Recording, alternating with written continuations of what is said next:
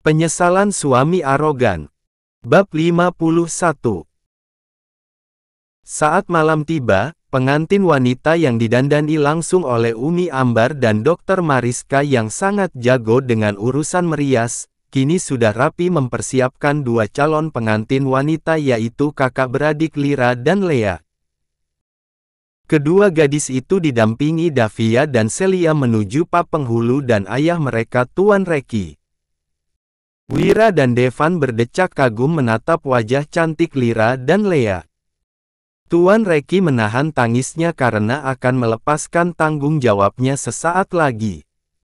Lira dan Lea duduk di tengah dan diapit oleh calon suami mereka. Ijab kabul siap diucapkan oleh Wira duluan karena usia Lira lebih tua daripada Lea. Saya terima nikah dan kawinnya Ardita Lira Syafana binti Reki Abdullah Al-Ghifari dengan mas kawin tersebut dibayar tunai, ucap Wira lantang. Kedua saksi yaitu Haikal dan Arlen menyambutnya dengan jawaban kata sah. Sekarang giliran Devan. Saya terima nikah dan kawinnya Alea Syakira Hafana binti Reki Abdullah Al-Ghifari dengan mas kawin tersebut dibayar tunai, ucap Devan lugas. Kedua saksi Reno dan Tuan Abdullah menjawabnya dengan kata sah. Saat semuanya fokus pada pernikahan itu, Davia sedang menerima telepon lagi dari Gedung Putih. Besok pagi kami akan menjemput Anda di bandara setempat, ucap Merem lalu mematikan ponselnya. Gawat. Apa yang harus aku katakan kepada suamiku? Lirih Davia. Mau katakan apa sayang? Haikal memeluk istrinya dari balik punggung Davia. DGG. Memasuki kamar pengantin, Lea meminta tolong Devan untuk melepaskan hiasan bunga mahkota di kepalanya yang dijepit sana-sini di antara jilbabnya. Sayang. Pelan-pelan ini sangat sakit, rengek Lea. Maaf baby. Aku sudah tidak sabar. Tunggu ya. Aku keluarin pelan-pelan, ujar Devan mencabut jarum pentul dari jilbab Lea dan sontak Lea menjerit karena rambutnya ikut ketarik. Aduh. Kayaknya berdarah deh. Kamu nggak mau pelan-pelan sih say, gerutu Lea sambil memijit kepalanya yang sakit. Haikal yang sempat berdiri di depan kamar pengantin itu terlihat kesal pada Devan. Cih. Apakah Devan tidak bisa melakukannya secara perlahan? Sudah tahu menghadapi gadis perawan, malah seenaknya main tancap aja, umpat Haikal yang salah paham apa yang terjadi di dalam sana. Ia pun meninggalkan kamar pengantin adiknya itu dan kini kembali ke kamarnya. Setelah melepaskan semua pernak-pernik di kepala istrinya, kini Devan membuka hijab Lea dan terlihat wajah bidadari di depannya dengan rambut indah yang sengaja Devan lepaskan ikat rambut Lea. Wow, kamu sangat cantik baby. Puji Devan dengan wajah berbinar. Tangannya kembali bergerak membantu membuka kancing kebaya Lea. Bukit kembar Lea yang masih terbungkus kacamata penutup berwarna putih itu dilepaskan oleh Devan. Tanpa basa-basi, tangannya memijat lembut skuisi padat itu sambil memagut bibir Lea yang masih ada lipstik warna nude. Dalam sekejap keduanya sudah polos dan Lea ingin lampunya digelapkan. Ia mendorong tubuh Devan dari tubuhnya. Matikan lampu dulu Kak Devan. Pinta Lea. Tidak sayang. Aku ingin menatap milikmu, tolak Devan. Aku malu. Dan pasti rasanya akan sakit.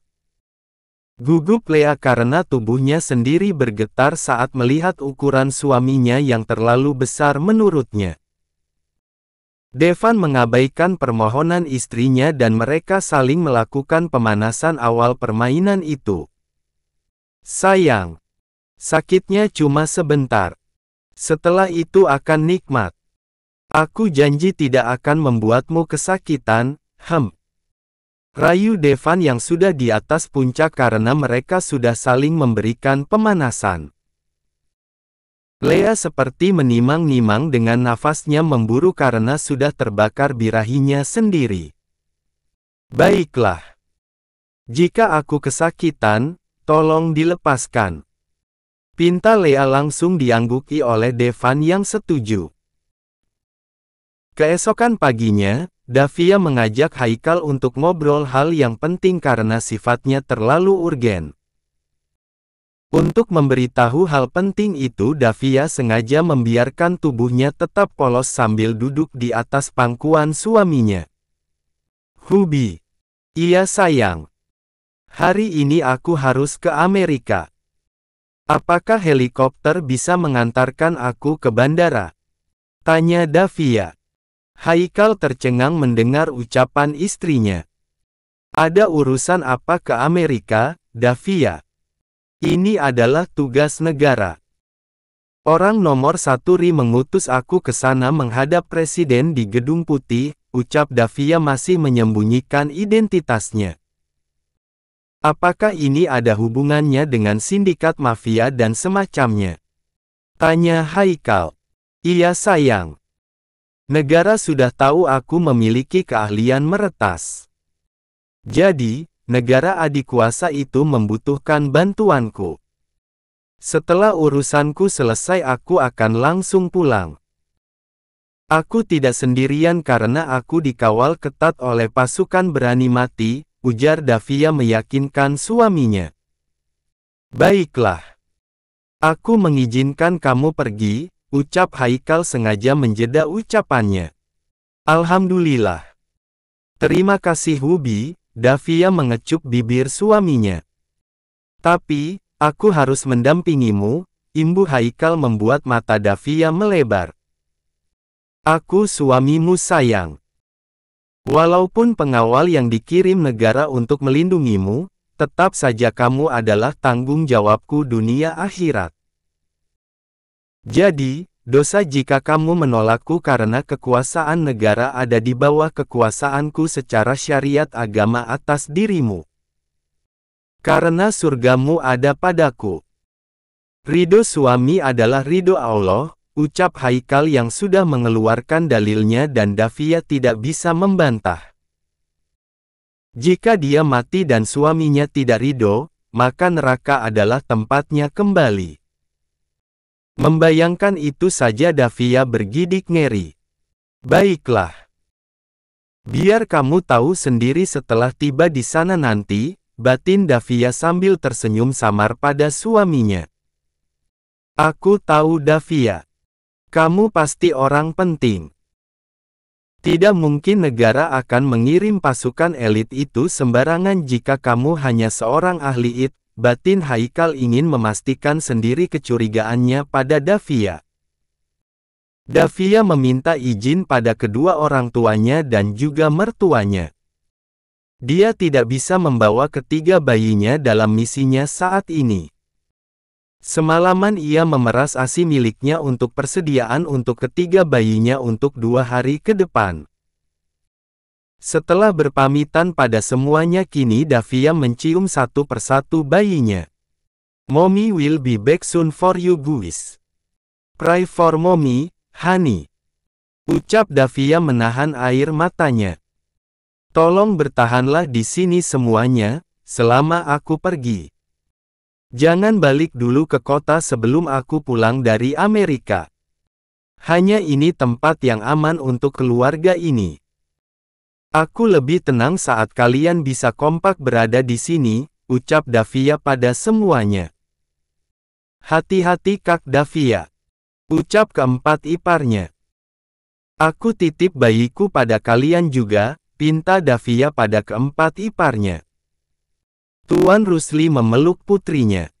Membaca doa di atas ubun-ubun putrinya. Cepat kembali nak setelah misimu usai, ucap Tuan Rusli. 1 jam kemudian, helikopter sudah tiba di bandara setempat. Davia disambut oleh orang penting militer. Penjagaan ketat di sekitar bandara dengan pasukan sniper. Selamat datang Nona Davia. Pesawat Anda siap dikawal oleh pesawat jet tempur kepresidenan, ucap Marsekal TNI AU yang akan melepaskan kepergian Davia dan suaminya. Terima kasih Pak. Ucap Davia dengan sikap hormat sempurna. Haikal makin bingung perlakuan negara pada Davia. Sepertinya jabatan istriku bukan main-main di negara ini, lalu di Amerika sana, Davia sebagai apa? Batin Haikal sambil menjabat tangan Marsekal.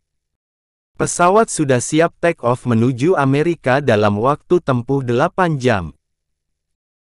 Namun beda dengan pesawat komersial yang akan memakan waktu tempuh 14 jam jika melakukan transit pada negara tertentu. Sepanjang jalan, Haikal menggenggam tangan istrinya yang tampak biasa saja. Ia tidak merasakan kegugupan pada istrinya. Seolah semuanya sudah terlatih. Dan Haikal juga harus terlatih mulutnya untuk tidak kepo pada sang istri. Justru rasa kagumnya makin bertambah pada istrinya yang selalu memberikan kejutan untuk dirinya setiap saat. Ya Allah! Setelah ini, apalagi yang akan ditunjukkan istriku kepadaku nantinya, batin Haikal. Di villa. Kepergian Davia dan Haikal masih menjadi tanda tanya besar untuk keluarga itu kecuali Tuan Rusli. Sekuat mungkin ia tetap bersikap hati-hati untuk menjaga kerahasiaan pekerjaan putrinya yang terlalu beresiko. Sejauh ini mereka hanya mengira Davia adalah seorang gadis peretas yang handal, hingga ilmunya bisa bermanfaat untuk kemaslahatan umat. Yah!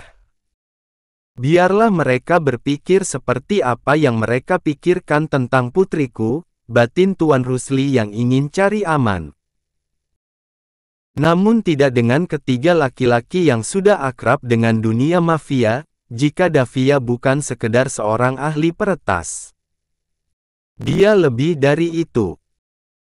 Di kepala ketiga pria itu yang tidak lain adalah Wira, Reno dan Arlen, sosok yang selama ini mengetahui sedikit banyaknya tentang Davia.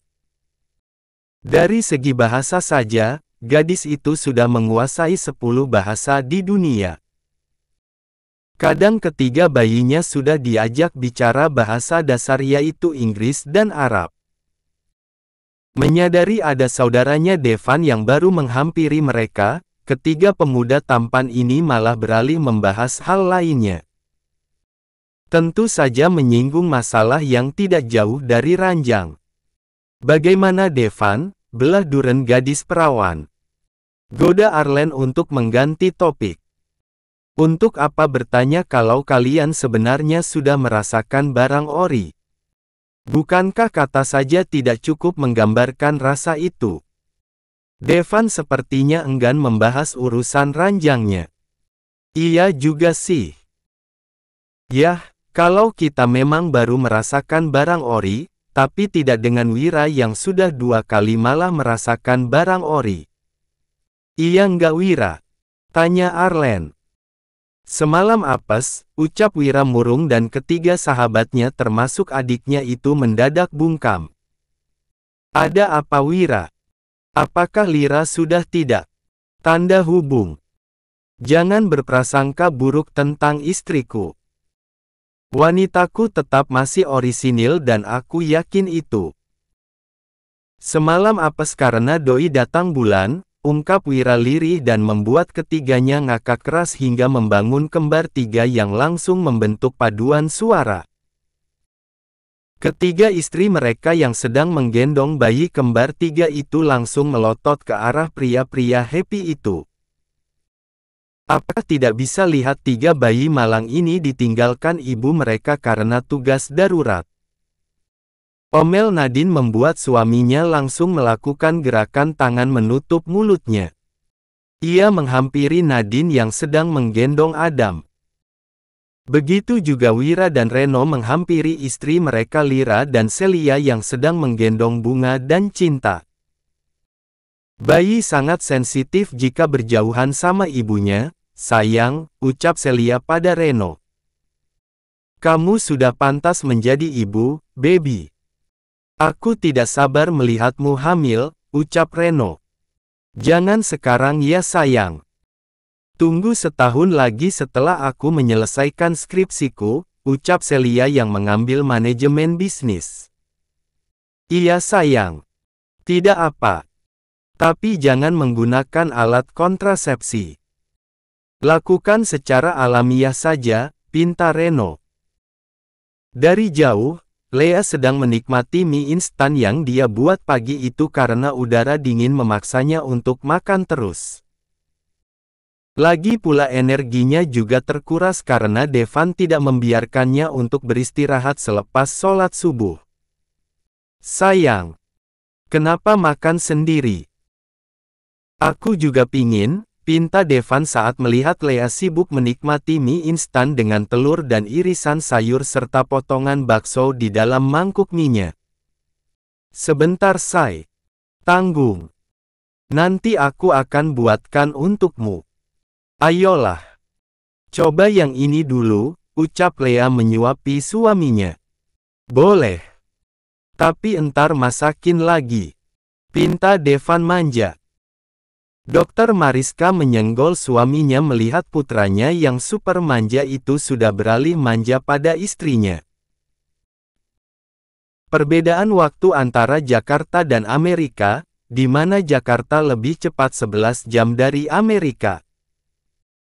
Pukul 16.54 Sabtu, di Washington, Distrik Columbia, Amerika Serikat sama dengan pukul 3.54 Minggu, di Jakarta, daerah khusus ibu kota Jakarta. Saat ini, Davia dan Haikal baru turun dari pesawat mereka. Sementara pesawat tempur yang mengawali mereka kembali lagi ke Jakarta nanti usai mengisi bahan bakar. Kedatangan Davia disambut anggota FBI sendiri yang akan mengantarkan dirinya ke markas mereka sementara waktu sebelum berkunjung ke Gedung Putih. Melihat segelintir FBI yang menjemputnya, dengan mengenakan setelan jas hitam menyambut kedatangan Davia sambil memberikan hormat saat gadis ini muncul dari tangga pesawat.